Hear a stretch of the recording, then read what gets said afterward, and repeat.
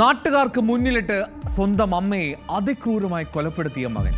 ഈ കൊടും ക്രൂരത കണ്ടിട്ടും തടയാൻ കഴിയാതെ കാഴ്ചക്കാരായി മാത്രം നാട്ടുകാർ.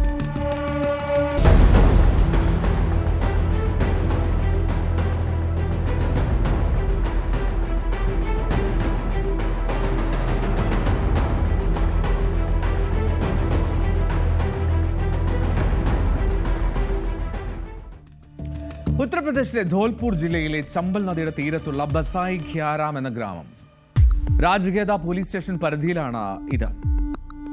ആ ഗ്രാമത്തിൽ അതിരാവിലെ ഒരു കൊലപാതകം നടക്കുകയാണ്.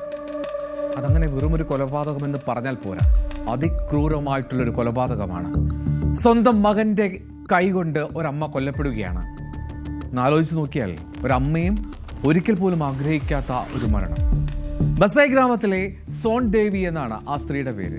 ആ സ്ത്രീയാണ് തൻ്റെ മകൻ സഞ്ജയുടെ കരം കൊണ്ട് അതിക്രൂരമായി മർദ്ദനമേറ്റ് കൊല്ലപ്പെടുന്നത്. ഇഷ്ടികയും കല്ലും ഉപയോഗിച്ച് തുടർച്ചയായി ആക്രമിച്ച് അവശയാക്കിയാണ് ആ മകൻ ആ അമ്മയെ കൊന്നത്.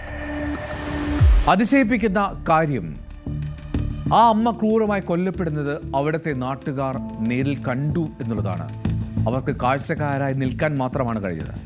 എന്തുകൊണ്ടാകാം ഒരു കൊലപാതകം കൺമുന്നിൽ നടന്നിട്ടും ഒരു നാട് മുഴുവൻ അത് നോക്കി നിൽക്കുക മാത്രം ചെയ്തത്?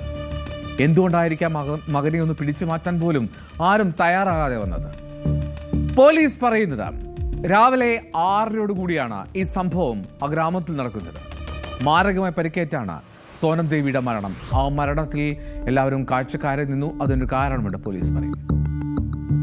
तो उनके ही लड़के संजय ने, जो झगड़ालू प्रवृत्ति का है और थोड़ा नशे का इस तरह का आदी है, जुआ वगैरह का, उसने किसी बात को लेकर के झगड़ा किया। झगड़े में अपनी ही माँ के सिर पर ईंटों से बार बार चोट मारी, जिससे उसकी मौके पर ही मौत हो गई। आसपास के ग्रामीणों से हमने बातचीत की, आस पड़ोस वालों से बातचीत की, तो कोई बताने को तैयार नहीं हुआ।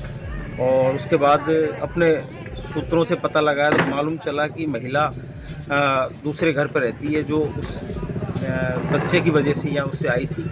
तो उसने आते ही सुबह ही झगड़ा कर दिया और झगड़े में घटना कारित कर दी. 2 വീടുകളിലായിരുന്നു താമസിച്ചിരുന്നത്. പക്ഷേ മറ്റു ചില തർക്കങ്ങളെ തുടർന്നാണ് ആ അമ്മ രാവിലെ മകനെ തേടിയെത്തുന്നത്. പ്രതിയായ സഞ്ജയ് സോനം ദേവിയുടെ ഇളയ മകനാണ്. സഞ്ജയ് ഒരു മാനസിക രോഗിയാണ് എന്നാണ് പോലീസ് നൽകുന്ന സൂചന. കഴിഞ്ഞ 2 വർഷത്തോളമായി മാനസികാരോഗ്യ പ്രശ്നങ്ങൾക്ക് ഇയാൾ ചികിത്സയിലായിരുന്നു. ഈ ഗ്രാമത്തിൽ വഴക്കുണ്ടാക്കുന്ന സ്വഭാവത്തിന് പേരുകെട്ട ആളാണ് സഞ്ജയ് എന്നാണ് പോലീസ് പറയുന്നത്. ആ ഭയം തന്നെയാകാം ആ ഗ്രാമവാസികളെ ഇത്തരത്തിൽ കാഴ്ചക്കാരാക്കി മാത്രം മാറ്റിയത്.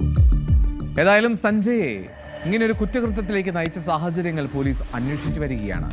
അന്വേഷണത്തിൻ്റെയും മെഡിക്കൽ റിപ്പോർട്ടുകളുടെയും ഒക്കെ അടിസ്ഥാനത്തിൽ കൂടുതൽ നിയമ നടപടി സ്വീകരിക്കും എന്നാണ് പോലീസ് പറയുന്നത്. എന്നാണെങ്കിലും ഇളയ മകൻ ആ അമ്മയുടെ ഘാതകനായി ഇഷ്ടിക കൊണ്ടും കല്ലുകൊണ്ടും അതിക്രൂരമായിട്ടുള്ള കൊലപാതകം.